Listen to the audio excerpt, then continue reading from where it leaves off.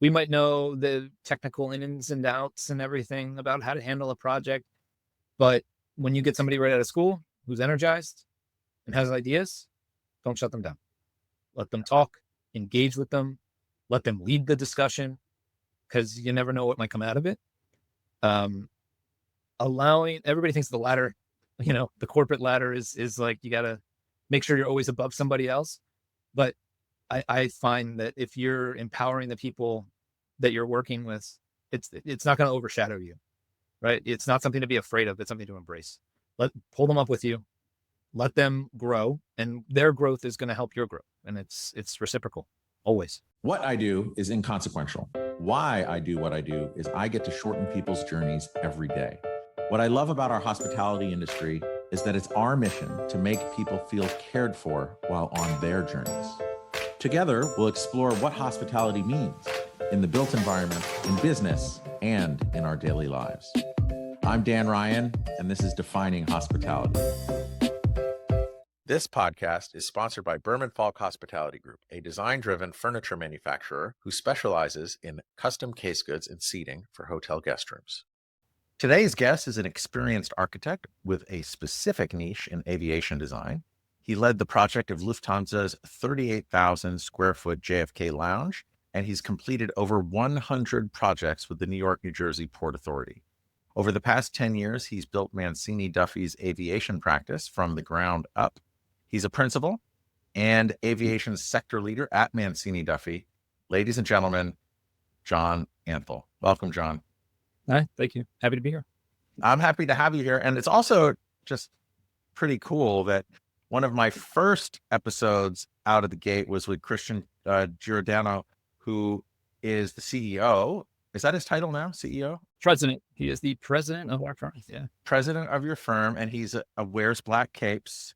Not really. That was just the title we put of the podcast. Not all, or I think it was not all architects or many architects wear black capes. I don't remember, but it was really cool. And I've known him for a really long time through Entrepreneurs Organization. And we just have like a shared passion for entrepreneurism. And it's actually really awesome that he acquired Mancini Duffy, which is over 100 and something years old, as someone who was working there. And I just marvel at stories like that. And what it showed me and a lot of our listeners, that constraints are there, but it really takes a lot of creativity to see like how you can overcome certain things. And if you have a vision, almost anything is possible, right?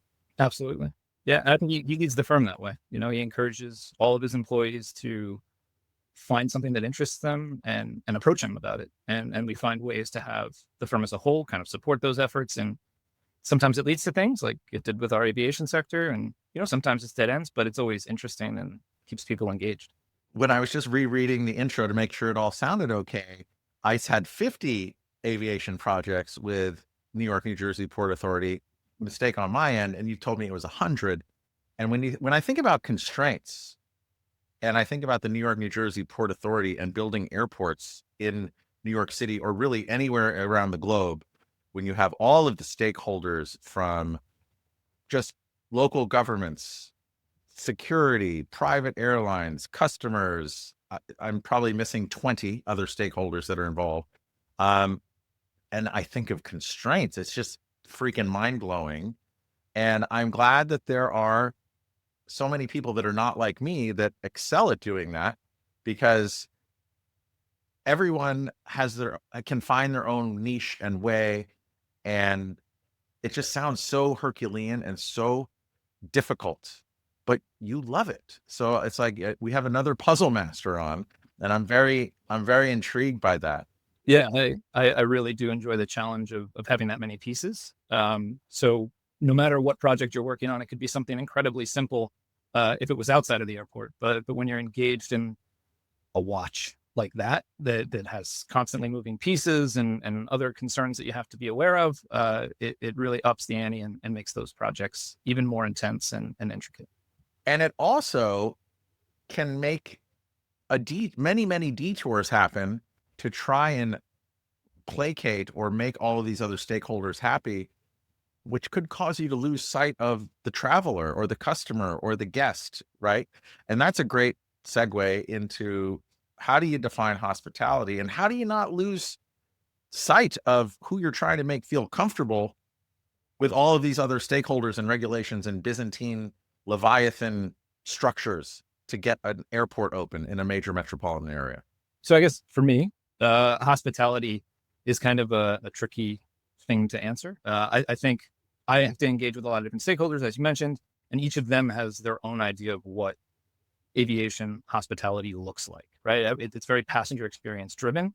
And so we've got to be nimble about that. We can't have our own impressions of what that is and impose it on somebody else. We've got to understand what the airline is looking to do, how they're looking to make the passenger feel, and then find ways to have the architecture and the design reflect that intention.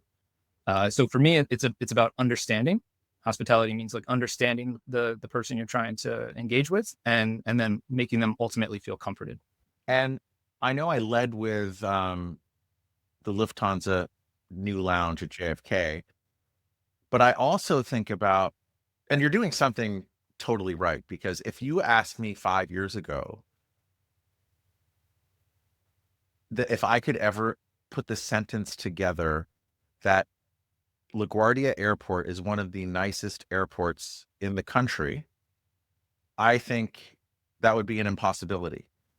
So, and you worked on that, right? So something is working. And what do you think are the biggest impediments to you in dealing with all these rules, regulations, jurisdictions towards really creating a space and a sense of calm for that traveler that's going through it? So I think there's two things, I guess, that we could look at, right? There's the actual act of getting it completed, right? Designing it and coordinating the construction and trying to work with people on that. And I think the impediments there are that everybody's kind of got the blinders on, right? They have their portion of work, and you've got to find a way to engage with them, get them to tell you what their drivers are for their project, and then see where the overlap is so that you're not stepping on each other's toes or accidentally derailing somebody else's progress. So that's the first part. The second part is about like not forgetting the traveler, right? That all comes down to the experience from the time you get dropped off at the front gate to the time you decline when you land at your destination. And so the airlines have to think about what the facility is that they only have a partial piece of control over. They have to think about what kind of amenities are going to be inside of that. They're going to have to think about what does the gate and the holding room situation look like. They're going to have to think about what the plane feels like, right? Like the plane itself has to be designed, the cabin and the amenities there. And so it's a step-by-step process that has to be universally fit. And that's why I think it's important that the brand itself develops an identity of what their hospitality looks like. And then ultimately customers are going to choose the brand that best fits what they feel is hospitality. So it is an investigation in, I guess, public opinion, really.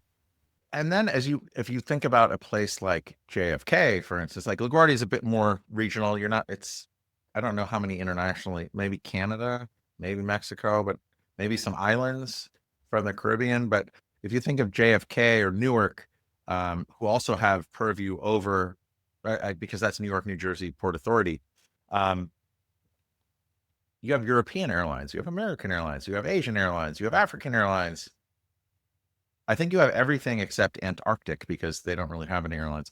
But as a coming up with the programming for each of these projects that you work on within these behemoth airports, how do you get that guest experience goal lined out at the beginning with each of these culturally very different clients? Because it's not just the client of the airline that you're building for, it's also their traveler. So like, how do you parse all of that and then also make sure that you're keeping in mind that traveler?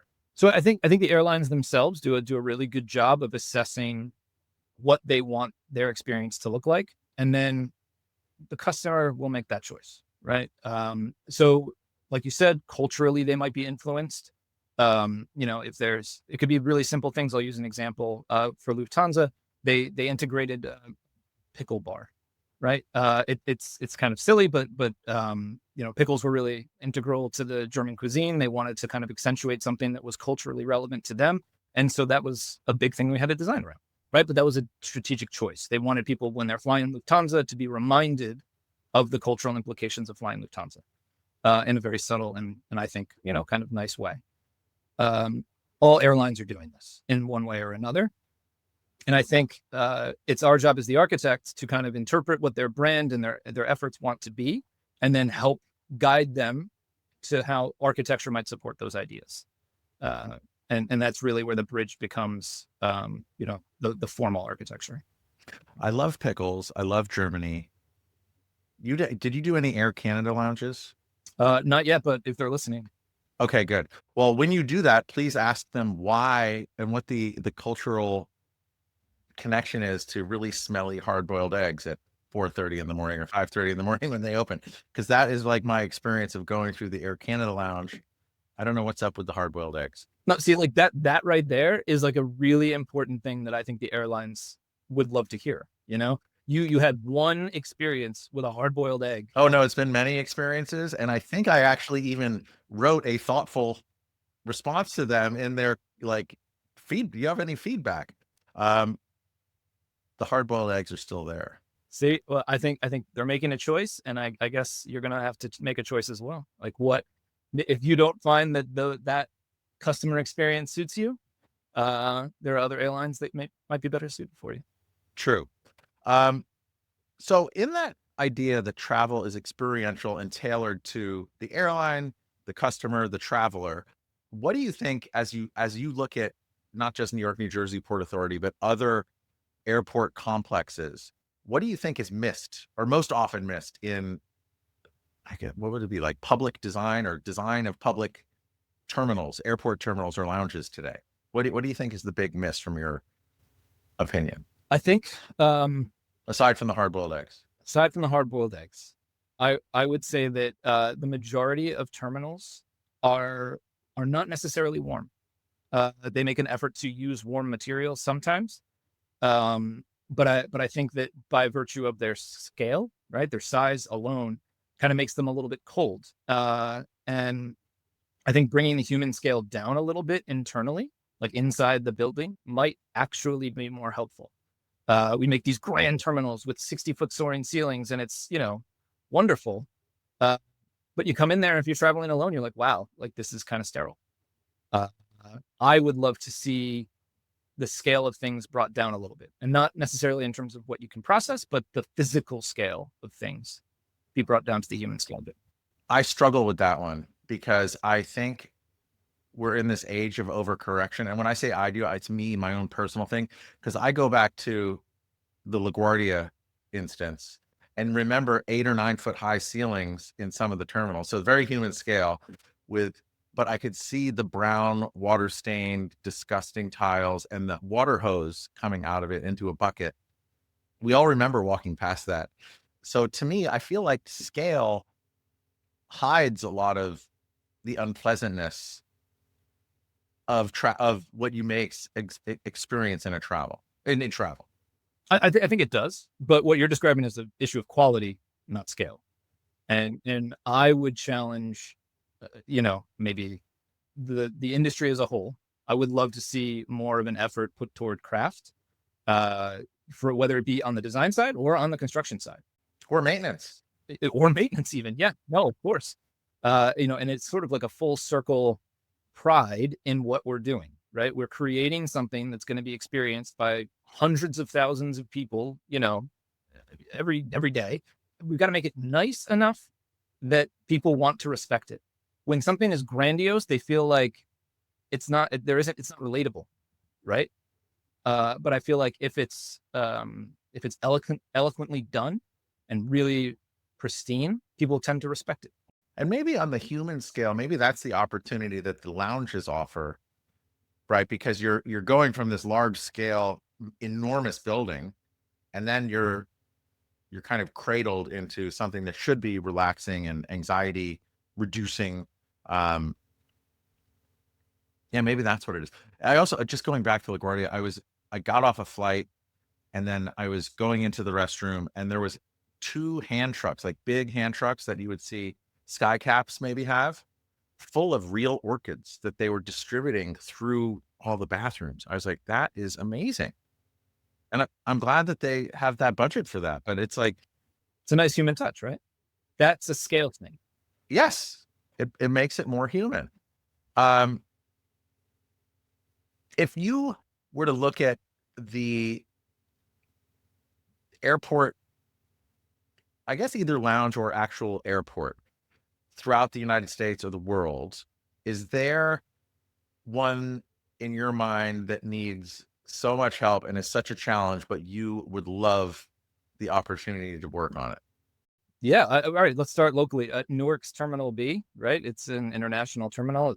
It is slated to, be kind of next. That one's in desperate need. It kind of reminds me a lot of LaGuardia in many ways.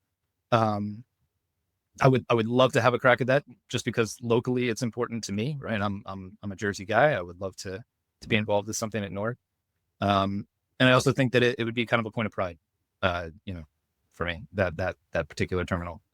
It's the gateway for a lot of people. It's an international terminal. You've got lots of people coming in. It'd be great to work on that one. And I think Terminal A there has really up the ante for the whole airport as well. Yeah, it certainly has, right? The quality of that is great. I think, Grimshaw was the base architect. They did a great job on the design. And then the execution of it was wonderful as well. One of the things I can't imagine as far as programming out an airport renovation from like a master planned experience is every project, as we all know, you deal with cost, you deal with time or budget, time and quality. And then sometimes on the schedule side, like for instance, the Olympics, the World Cup, something is big that's coming. And they are driving everything and sacrificing quality and cost often to make that happen. What are some big experiences that you could share where you really have to look at that 3-legged stool and as a constraint and get all of those different parties to say, hey, let's chill on this one aspect and let's just do it right? I'm not going to use any names, but I did work on a lounge where it got to a point where we realized we were going to have to make a lot of sacrifices. There were design things that were still getting worked out. There were materials that were going to maybe not fit the need, but we're going to meet the schedule. And ultimately we weren't going to meet the deadline that corporate entity wanted us to meet, as a whole, right? The contractor just couldn't make the mark. The design teams, on the inside of the airline couldn't make decisions fast enough. There just needed to be more time. And we all got in a room, we had a conversation and said, guys, we can rush through this and it's going to be completed when you want it, but it's probably not going to be exactly what you'd like. If you give us one more month, we can rally the troops. We can get the costs where they need to be and get the quality where they need to be. And ultimately they realized that's what they wanted. And we moved forward. And at the end, they were like, this was the best decision. It was a little slap on the wrist in the beginning, but at the end, everybody who was upset that we moved the schedule was glad that we did it. But I think it's also really important to take that long view sometimes, because whatever the short-term goal is, however important, these infrastructure projects are around for like 50 or 100 years. I don't know how long an airport lasts for, but it just seems to me that these are going to be enduring multi-generational spaces. Yeah, no, they are. And to me, I would love to see us take a little bit extra time to just think about the right way to do something. And sometimes I understand the schedule is important and that's where we need to go. And ultimately, if that's what the client asks, like, hey, stick to the schedule, we will find a way. But oftentimes I feel that people are rushed, both in decision-making, in contracts, in, design overall, and it leads to a lesser product. One of the things I'm fascinated by, or one of the airports I've always just enjoyed and love, is Hong Kong.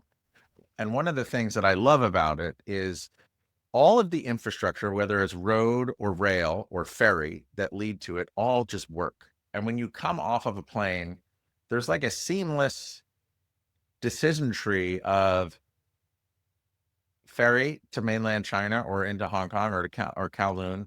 Maybe I think you can even get to Macau from there. There's like subway trains that actually connect, and you don't have to get off and get in this intermediary air train situation. Is that just because of, like, why can't that happen in the New York area? That's like my big question. It's like, oh, it's almost just such an embarrassment. It's great. It's great planning, right? I think at least I'll talk about the New York market, right? I feel like we as an area grew incredibly fast. And so we made our infrastructure and it suited us at the time, but it immediately became outdated as things began to expand. And it sort of pigeonholed us, right? The land is constrained physically by water. And so a lot of our ports and a lot of the areas where we've got, airport terminals set up, they just have nowhere to go.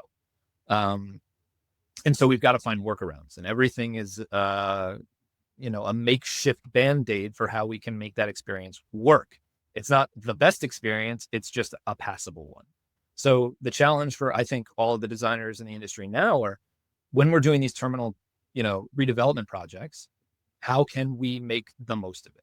And I do think that the Port Authority is doing that now.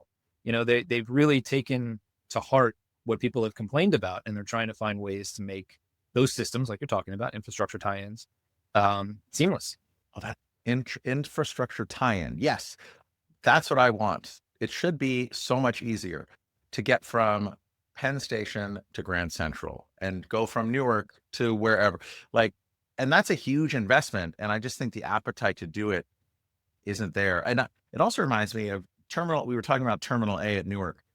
I don't know if you've ever parked at Terminal A and gone over the bridge into the terminal. It's a brand new, beautiful terminal. And I just don't understand why there's this moving sidewalk you go from the garage, you have to walk halfway across the air bridge, and then the moving sidewalk starts. It's like, what budget call was that they said, oh yeah, we're only going to make the sidewalk go halfway. I just hope that will finish it. But that's case in point of, I think, the difficulty of doing stuff in the United States, and specifically the New York, New Jersey area. Yeah, no, I agree with you. It's difficult. You don't always have the full story. Obviously, a lot of design decisions are made behind closed doors, or part of the project, and it never gets fully publicized. But there are some head scratchers. You kind of walk around the terminal and you're like, why? I wonder why they did this. Why is this here? But it's part of the nature, right? There's so many stakeholders, and they all are moving in different directions. And sometimes this is just what happens when you have to move something that big. Yeah. And it also, just as far as I know, there's the whole world of travel, but for the New York, New Jersey, tri-state area, and all of the airports that are there, the water presents a really incredible opportunity, I think, to create those infrastructure tie-ins.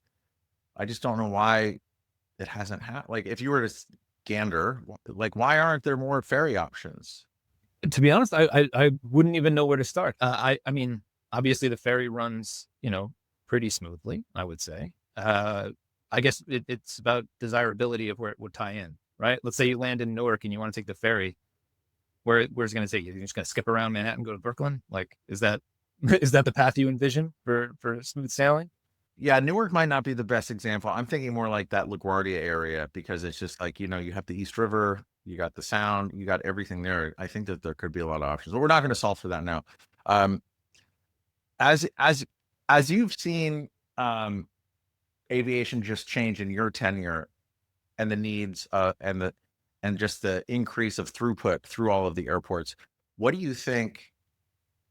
And what does Mancini Duffy think that air travel will look like 10 years in the future?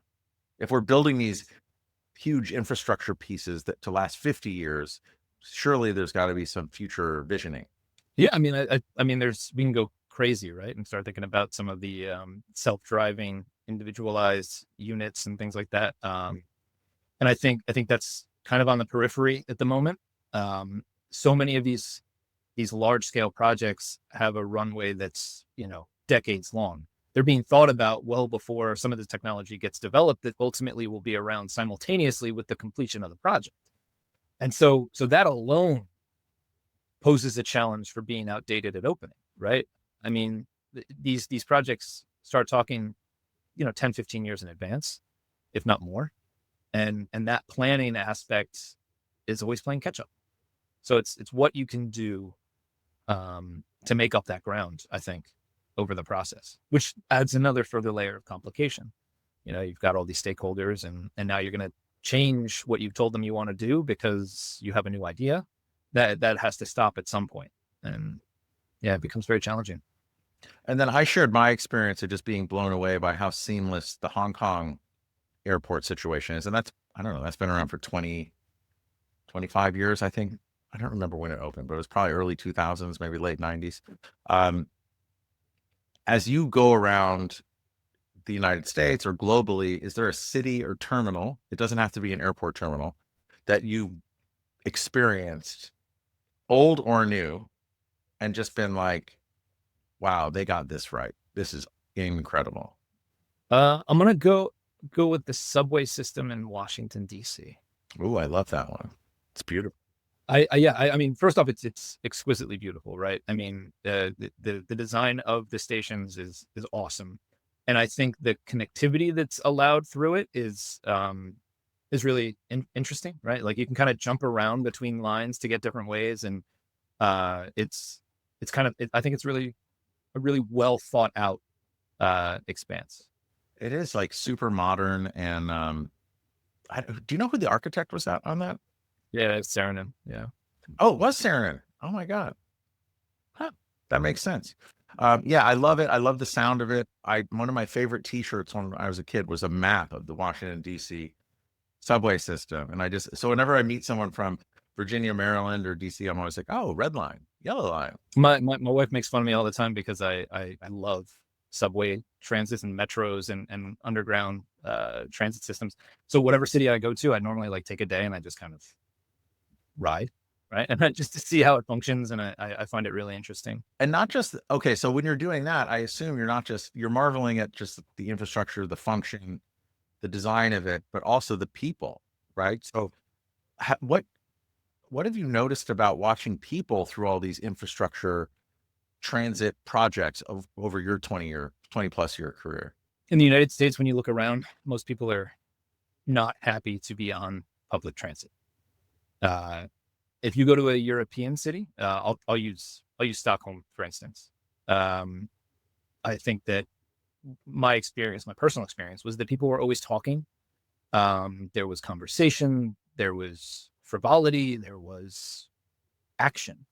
Like people didn't just treat the transit experience as like, I'm alone and I'm going to, I'm just trying to get where I'm going. It was, part of some other thing they were doing, but it didn't stop them from enjoying life.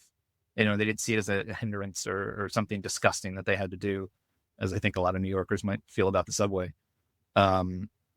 They, at least in my opinion, didn't seem threatened or scared of anything, right? Like it was a comfortable experience. I mean, they have working windows and, things like that on the cars. Like that's human touch. And I think that's really evident in the European design.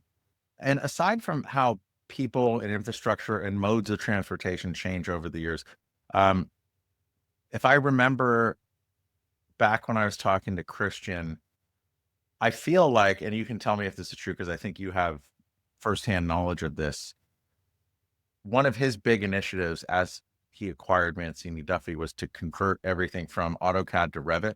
That is correct. And perhaps you were the champion of doing that transformation? In the beginning, yes. Since then, others have picked up the mantle, but yes, I was the first. And that was, so Revit is leaps and bounds of innovation above AutoCAD, correct? And just from the entire building set and being able to have everyone go in and make sure every connector and pipe and not just beams, but everything fits together holistically, and you can come up with a really sound bid set for everyone that's kind of contributing to the project potentially. With the advent of AR, not AR, VR, of artificial intelligence, the other A, what are the other kind of challenges or opportunities that you're seeing with this new artificial intelligence coming in, and as far as making you and all of your teams better, more efficient, and kind of more groundbreaking in how you approach design? Sure. So I think it's definitely a benefit.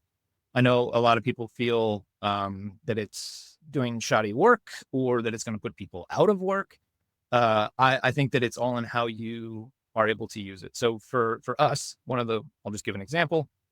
One of the things that we're learning to do is use our own AI engines to help generate conceptual imagery that we want to show to a client in order to get buy-in on an idea. So it's not something that we would show like, this is what your final product is. It's something that, if we're trying to get a client to choose between three things, we would generate an image using AI. And then we would show them those three images instead of having to search for endless hours on the internet, trying to find something that comes close to what we want to show them.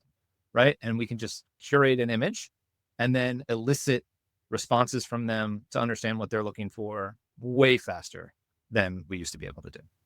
So yeah, I think it's a benefit, and it's just how you use it. Thinking about technology, and also just not just technology, but how you built the aviation practice within Mancini Duffy from the ground up, obviously with a team, and right, it takes a village, but we're under the aegis of what Mancini Duffy is all about. How do you define what the North Star of the aviation practice within Mancini Duffy is? Like, how has that evolved? Okay. So I think initially, I was just like interested in getting more work. I didn't care what it was. I was like, I need to get more involved, because I was really enthused by and energized by working in the airport. As time has kind of gone on, I would say that now I'm really interested in meeting more diverse clients, because doing the same thing for the same person over again is okay, but learning more from other clients then helps us solve problems for our existing clients in ways that maybe we hadn't thought about before. So it's about a diversity of knowledge in a niche market, right? And I feel like the more people we get to know, the more different, like you said, culturally significant airlines, regionally applicable airlines, like anything that's going to add a new layer of nuance to the design process. If we can get involved in it, it's going to make us better. And so I think that's really what's driving the projects that we like to select to take on. And can you share a recent example of, right, you're on this major infrastructure project, or even just a lounge within a major infrastructure project. You've been planning it for years and years. You're underway. You start a new one. You learn, oh, wow, I didn't know that technology, that API interface, that whatever could be brought over here. What's a recent one that comes to mind that maybe changed the outcome of something that was already well underway? Sure. So we actually currently have two projects in the same terminal that's under construction right now, both lounges, two very different airlines, very different scales. And we realized that there were going to be changes to how the Port Authority was going to work on something through one project.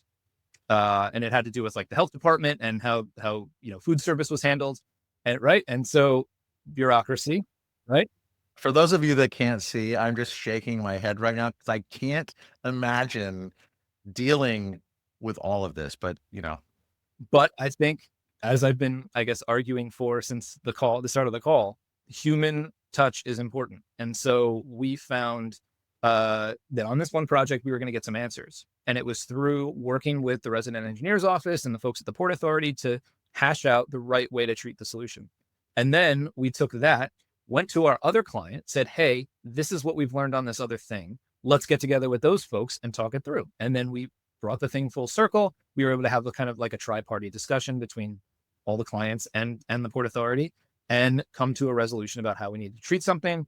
And then we distributed that knowledge to all of our teams for all of our projects with the port, of which right now I think we probably have 40 active projects with the Port Authority. So everybody kind of got this dissemination of knowledge, all because we ran into one problem on one project, and then it solved it, moving forward for everybody else.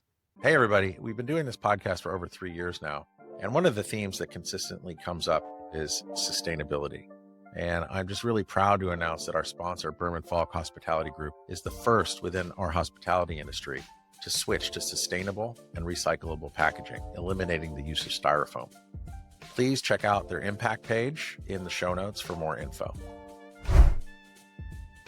I mostly work in hotels. Actually, all I do is work in hotels. And the projects take a while, but you definitely know when done is done. Mhm.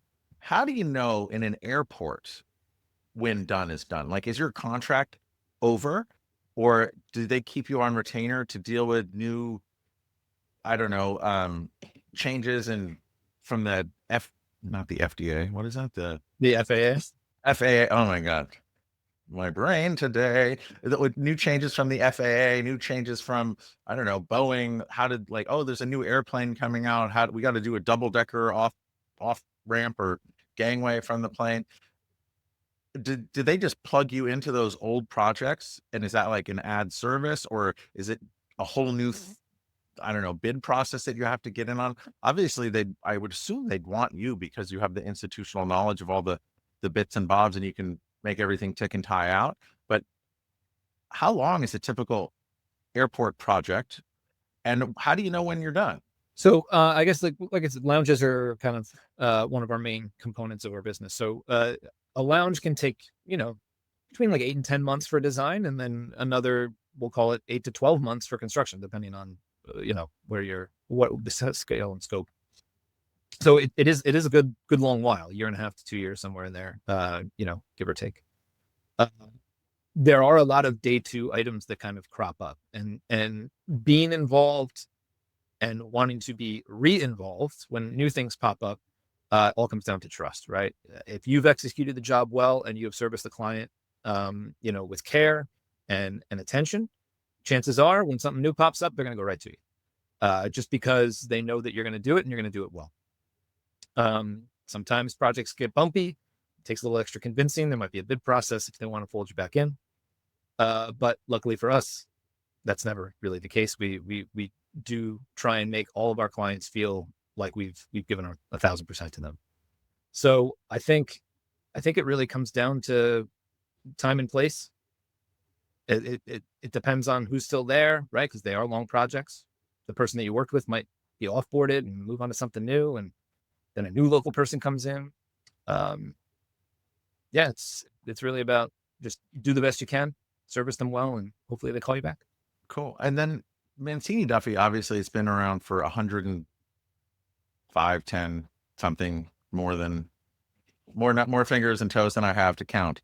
I know you have the hospitality vertical, you have aviation. What are all the verticals within Mancini Duffy, and how did all of those verticals interact with each other through the cycles through the credit cycle or that exists in just the economy, from boom to bust to everything in there? Like, are there non-correlated verticals? Like, is there a theory behind how you guys have structured? There is, yeah. So I think a lot of firms tend to structure their teams based on, the sector that they're in, right? They would have an aviation team and it's only aviation people and that's it. And they don't work on anything else. The way that we've kind of structured things is that we have all of our studios, and they are not tied to a specific sector. So people can work on a restaurant one day, they could work on a school the next day, they could work on something with me in an airport, the day after that. But they like working with you the best internally. Of course, because I'm awesome, and that's wonderful. Because us Jersey boys, everyone likes working with the Jersey guys. That's right. So what we do is we take people like myself, who are sector leaders, and we kind of work horizontally across all the studios. So whoever has a project in a specific studio, we work with them. There are key members who like to work on specific things. So I have like a core group of folks that do a lot of aviation work with me. And they're typically ones leading the projects. Other masochists, fellow masochists, puzzle masters. There we go. That's probably the better term, right? And then all of the other folks that jump onto the project might not be aviation experts, but they want to get experience in it, or they find the project interesting. And so that availability allows us to be nimble, as you said, with things kind of fluctuating in the economy and boom and bust in different markets. it allows us to stay flexible. I'm going to go out on a limb here. Well, actually, before I go out on a limb, what are the other verticals? So I assume there's like commercial office, there's probably aviation, hospitality. What are the other ones? So we do, there's a bunch of them. We do life sciences, we do healthcare, we do education, we do multifamily. And life sciences might be like, I don't know, like university. Laboratories. Could be. Yeah. Yeah. In which case we'd have two verticals came across. Or labs. Okay. Or it could be labs okay. I'm sorry. And I didn't mean to cut you off. So education, did you say? Yeah. We do schoolwork, both higher and lower education. We do restaurants and food and beverage. We do retail. We even do, single family homes. Is that a newer one? It is a newer track. Yeah. Yeah. We've started that through our Tampa office. Lots of residential building going on down in Florida. And so most of that's run out of there. All right. And then how many people work at the firm? So I think right now we're somewhere around 160. Wow. And then offices in New York, Florida, where else? Yeah, so we have our headquarters is in Manhattan. We have 2 offices in New Jersey. We have 2 offices in Florida. We have an office in Phoenix and an office in Seattle. No kidding. Okay, cool. And then, so the reason why I was asking for all the different verticals, I'm just curious is there ever, as a project kicks off, this hospitality lens that each of the verticals might look through? I'm biased because I talk about hospitality all the time, but I just find that if people take a pause and think about the human, obviously every architect's dealing with the human experience and humans going through the buildings that they're creating, but do you think about it at that more at the hospitality level for each of the projects? How do you do that? So I think when we begin to design something, obviously a client's going to have a programmatic list, like these are the hard requirements, and it's just data, right? And I'm going to need X amount of offices or classrooms or whatever. But ultimately it comes down to us to figure out how a person's going to interact with that space, right? An office is an office is an office until it's not an office. And you've got to figure out what makes it not an office and what makes it an office and what makes it a usable office versus an uncomfortable office. And then tying all of those things together so that a person, whoever the end user is going to be, feels comforted, wants to be where you designed. And then, so I'm fascinated by this because with all those different silos, projects, especially these commercial projects, they tend to be lumpy as far as when they come in, right? You get a new airport, a new lounge, a new office building, a new school, right? And it's hard to kind of plot them and manage your teams and people. It's a puzzle in and of itself. And then if you can time it to be non-correlated as far as where we are in the economic cycle, like that's the dream state. As a group of leaders within the company, how often are you meeting and discussing like what's coming down the pipe or pipeline so that you can kind of be more strategic and not as reactive to where we are in a cycle? Because architecture is really affected by that credit cycle and where we are in it. Yeah, no, it is. And things do come in fits and starts. So we meet weekly. All the studio directors kind of come together. We talk about what projects are, on deck, what we're working on currently, how we can maneuver staff if something got delayed or something is going on pause or something just got brought back. And you got to stay on top of it. It is a constant reallocation process. And then if you think about the changes that you've seen, because when did you start there? I've been there for 11 years now. 11. Okay. So how far post acquisition from Christian? I was one of his first hires, I think. Yeah. First hires. So you basically came in as the 100-year-old company, did things their way for 100 years, or I'm sure it changed obviously throughout that time. But what are some of the biggest changes that you've seen from being one of the first hires to Christian putting on his black cape and kind of charting the course forward, aside from Revit conversion? I mean, the size of the firm, right? When I first started, we were We were just an office in New York, and we were probably about 40 people at that point. A little bit smaller, I guess it's considered a mid-sized firm, but Christian hired a lot of youthful people. So we had a core group of senior folks, and then a whole bunch of young upstarts that he brought in for the energy. And I think at first it was a challenge, right? You've got a lot of energy, but not a lot of knowledge. And you got to stumble through some of the growing pains, but I think it paid off because he brought in a lot of entrepreneurial minded people, and they've helped grow the firm with his leadership to the size it is now.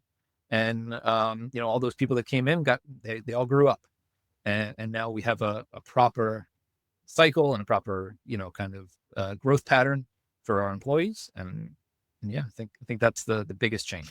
I mean, it's just exciting to hear you. It's actually been coming up a lot recently in my recent conversations on the podcast, where this idea of being an entrepreneur and what entrepreneurism is. And I don't know, many younger people think, oh, I want to be an entrepreneur, but there's like, obviously we've talked about constraints in this conversation, but it's like, oh, I need to raise money, or I have to do this, or set up an LLC, and it's like entrepreneur as business owner. And I think what's really important for people to know, or that I'm learning also, is it's not just as being a business owner. I think an entrepreneur is anyone that is able to have a vision of where you want to get to with limited constraints, and you figure out those stepping stones to get to that vision, right? It's like you're there's a little bit of, I don't know, eye of Newton, wing of bat, but you just kind of figure out a way. And we can all be entrepreneurs, whether we're business owners or not. It's just it's having that mindset that I can take these ingredients that I have, as limited as they might be, and get them to the next level.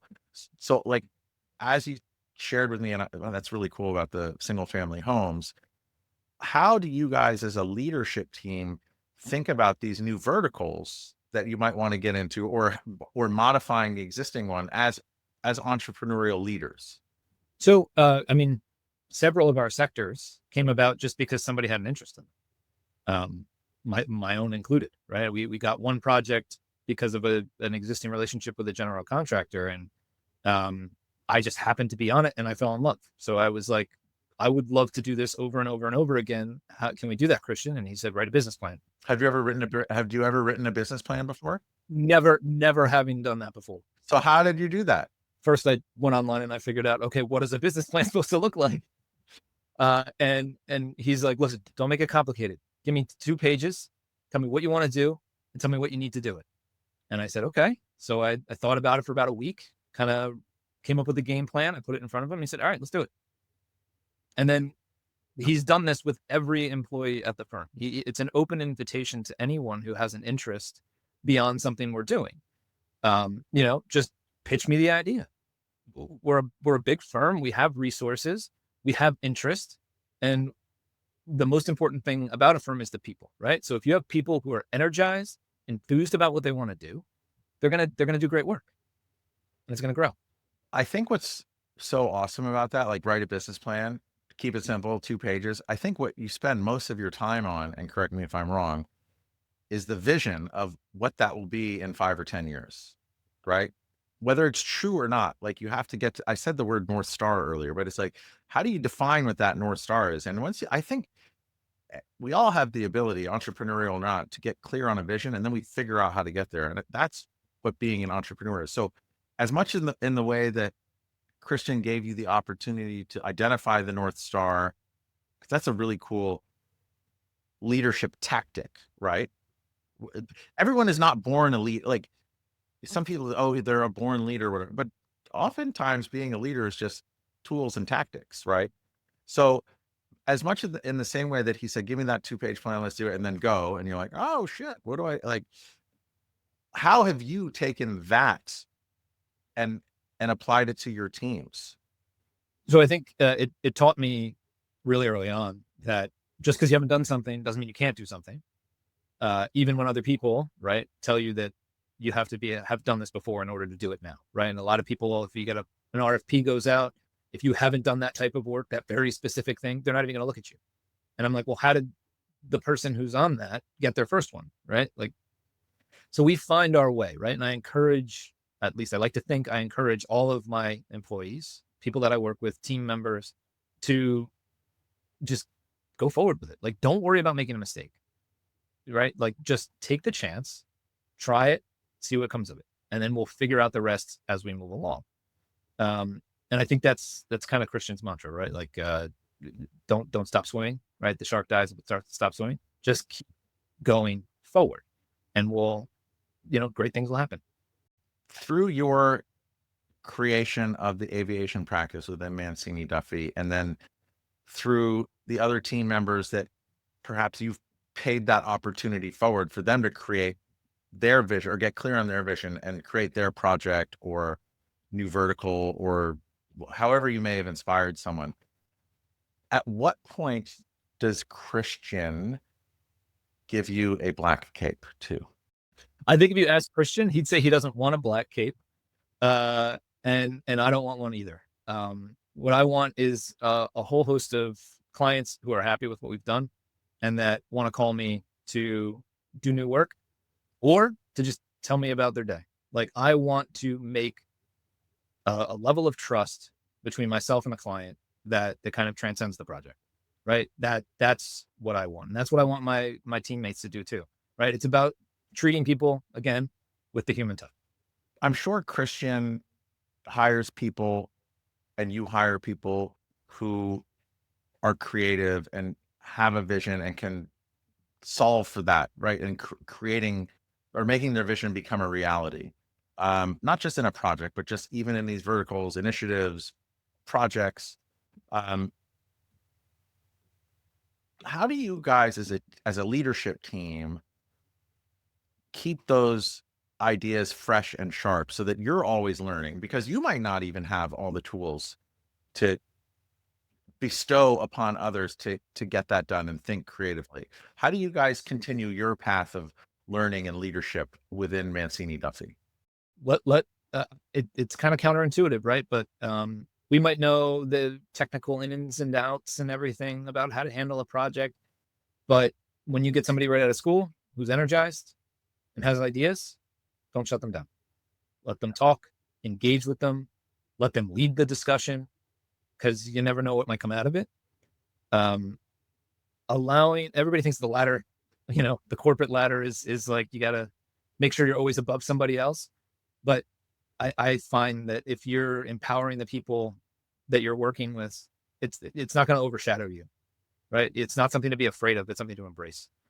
Pull them up with you, let them grow, and their growth is going to help your growth. And it's reciprocal always. I mean, that's completely resonant with me as well. Actually, I just emceed this radical innovation event for the second time in a row. And basically they create these projects where you can win a prize, right? So there's for projects, and then there's a student component to it, right? It's a nonprofit.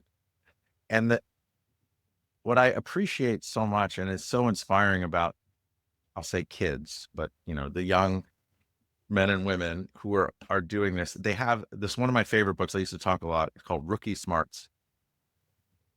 They just have a clean slate, a blue sky. They're unencumbered in like all those constraints we talked about earlier with the Port Authority, as stifling as they can be.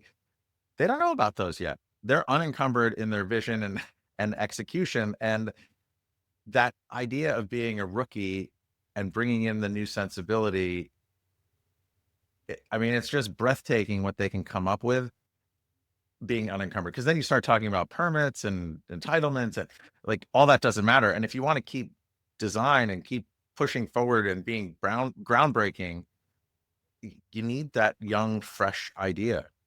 And look, they're going to say something that's wrong, right? Like, that, but the idea is don't crush it, right? Like, let's see where it goes. Even when you might know that it's going to lead down a path that ultimately won't function well, let them figure it out and kind of just help guide the conversation as best you can, but don't stifle it.